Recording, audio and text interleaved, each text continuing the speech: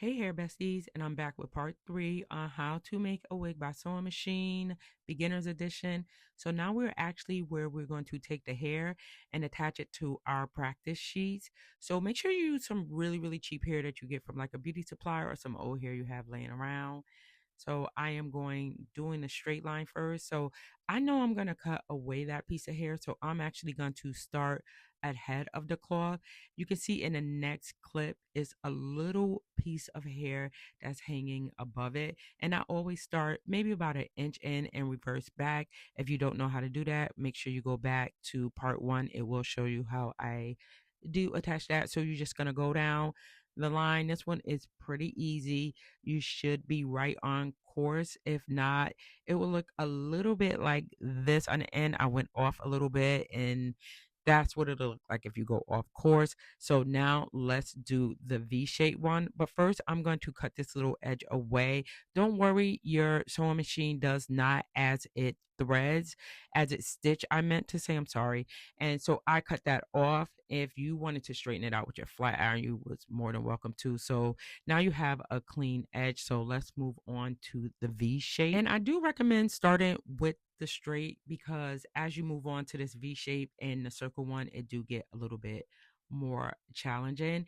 Do you have to do all the rows? No, you don't. Do it until you feel like you're comfortable with it. So with the V, I started the same way. I went ahead and then I reversed back to catch that edge. And then you're going to cut, yes, cut the weft. It's okay to cut it. If it's stitched well, it should be fine. Reverse over it, add your second piece, and repeat. So you're going to do the same thing over until you get to the end.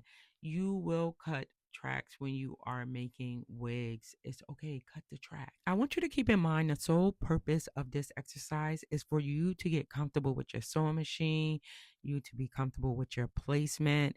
You will get more better with what speed works for you, and you will learn how to move your cap around without it allowing to bunch. So take your time on this.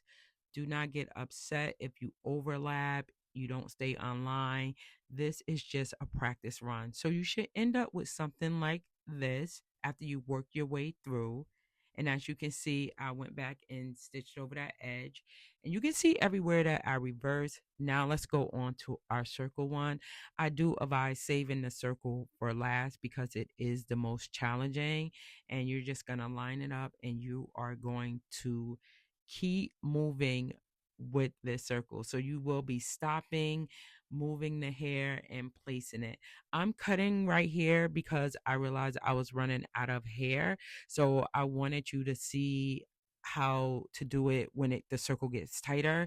So that's why I skipped a couple rows. But as you can see in the video, I am just working my hands, stopping and making sure I'm getting right on the line with this. Also, guys, my next video is going to be how to set your mannequin head up for success, making sure your measurements are correct each and every time.